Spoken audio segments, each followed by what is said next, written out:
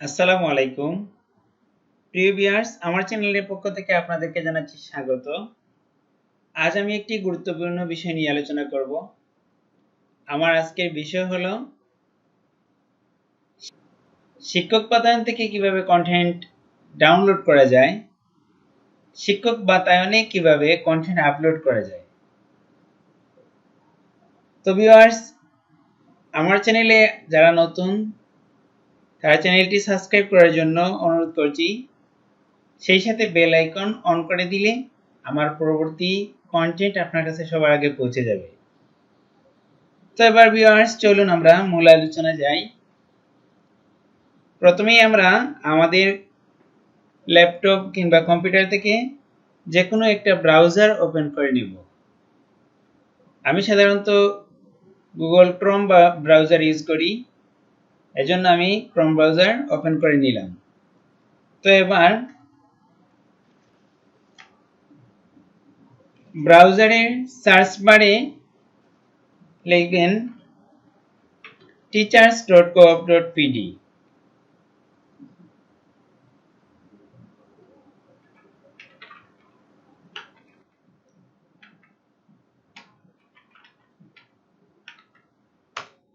Enter press করবেন।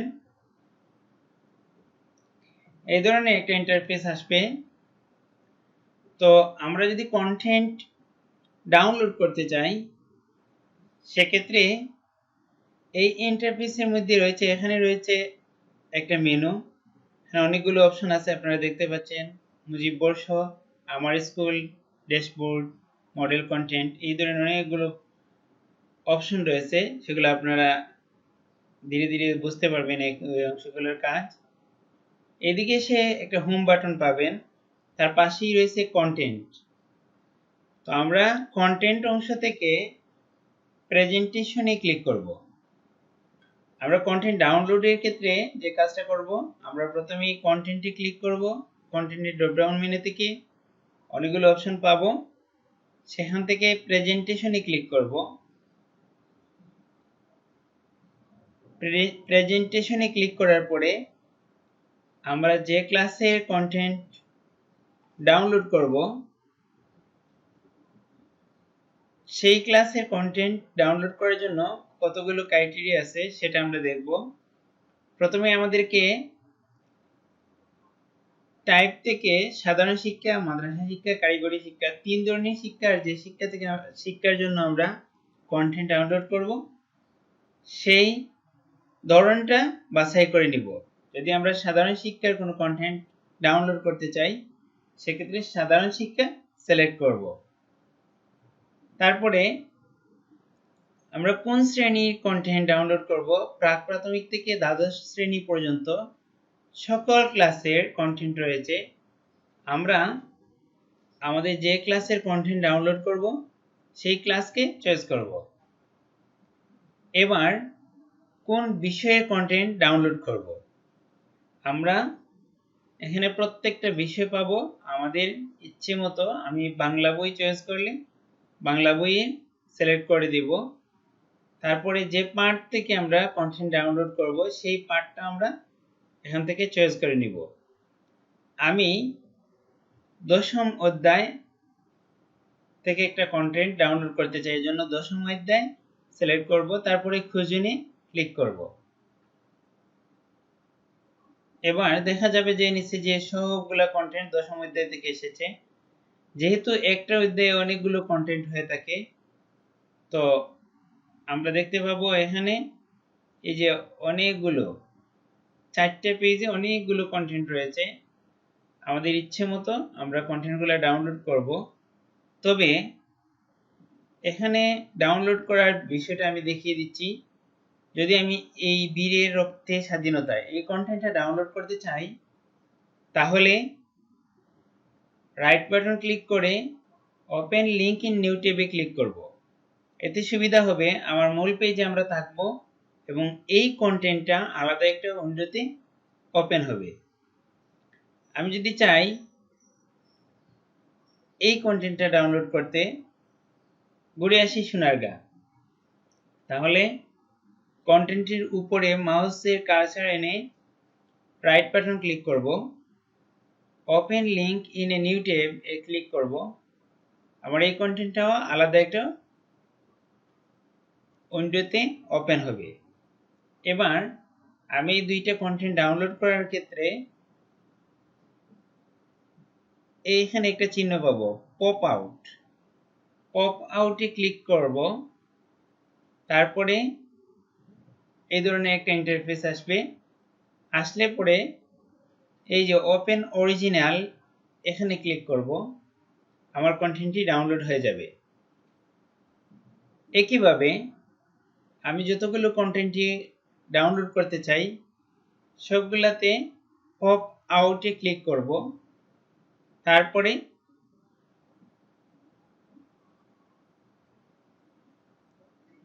Open original তে click করব, কন্টেন্ট ডাউনলোড হয়ে যাবে।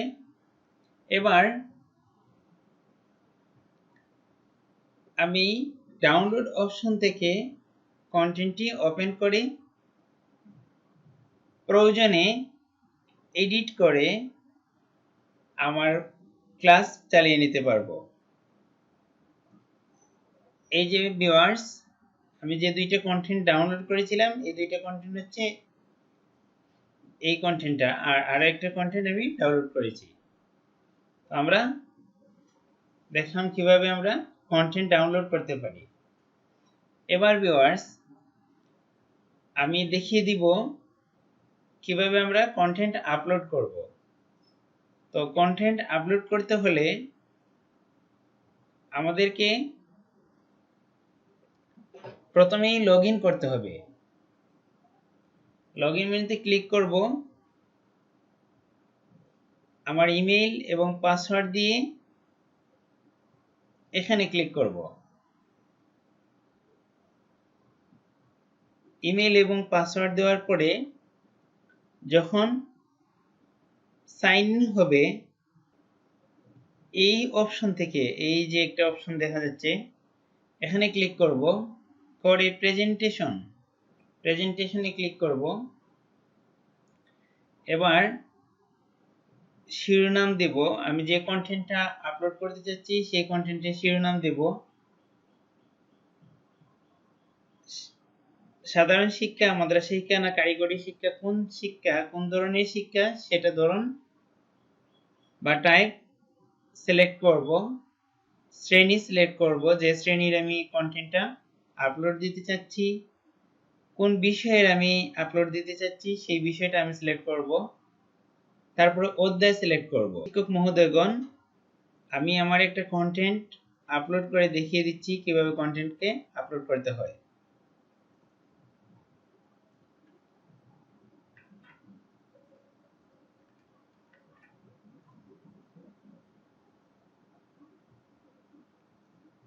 আমি তৃতীয় শ্রেণীর প্রাথমিক বিজ্ঞান বিষয়ের একটা কন্টেন্ট আপলোড দেব। তো প্রথমে আমি শিরোনাম লিখে নিচ্ছি।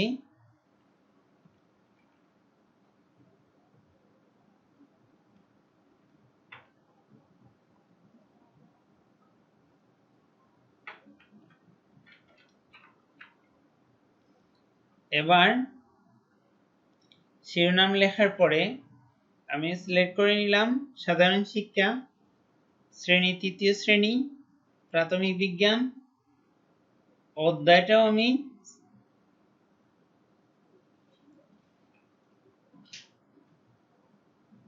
সপ্তম অধ্যায়।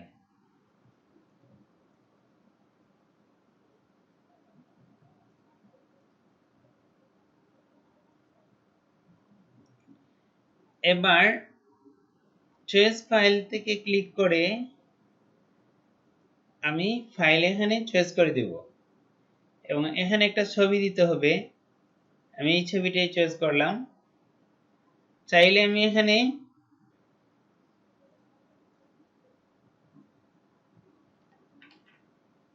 শিকনফলটাকে এখানে উল্লেখ করে দিতে পারি।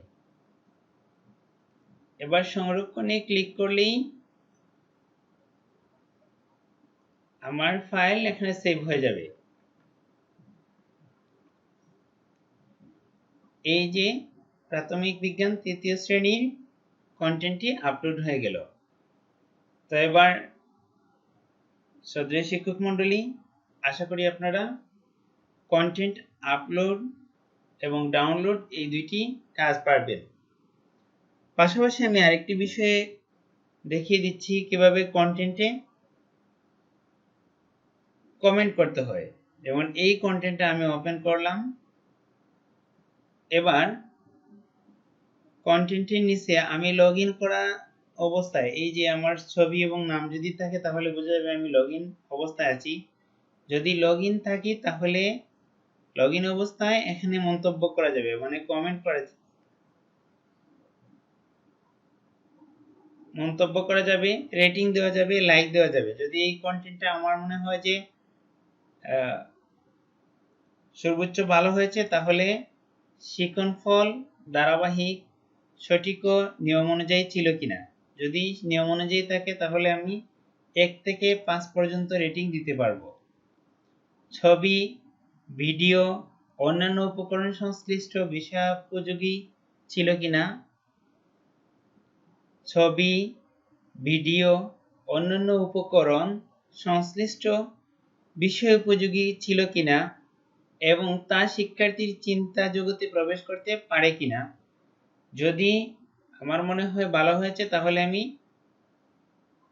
এই বিষয়টার উপর লক্ষ্য করে 1 থেকে 5 পর্যন্ত রেটিং দিতে পারবো। শিক্ষণ শেখানো কার্যক্রম পদ্ধতি মাফিক ছিল কিনা, এক্ষেত্রেও আমাকে 5 পর্যন্ত রেটিং দেওয়ার সুযোগ আছে। শিক্ষণ যাচাইয়ের ধারাবাহিক মূল্যায়ন ব্যবহৃত হয়েছে কিনা, যদি ধারাবাহিক মূল্যায়ন ব্যবহৃত হয়ে থাকে তাহলে আমি সর্বোচ্চ 5 রেটিং দিতে পারবো। শ্রেণীর কাজে শিক্ষার্থীর অংশগ্রহণের সুযোগ আছে কিনা, যদি কম থাকে তাহলে সেক্ষেত্রে আমি 1 থেকে 5 পর্যন্ত দিতে পারি। তারপরে বন্ধ করে নিয়ে ক্লিক করব। যদি কন্টেন্টটা আমার কাছে ভালো লাগে তাহলে এখানে লাইক দিতে পারবো। আবার আমি যদি মনে করি যে এখানে একটা মন্তব্য করার প্রয়োজন আছে তাহলে আমি লিখে দিতে পারি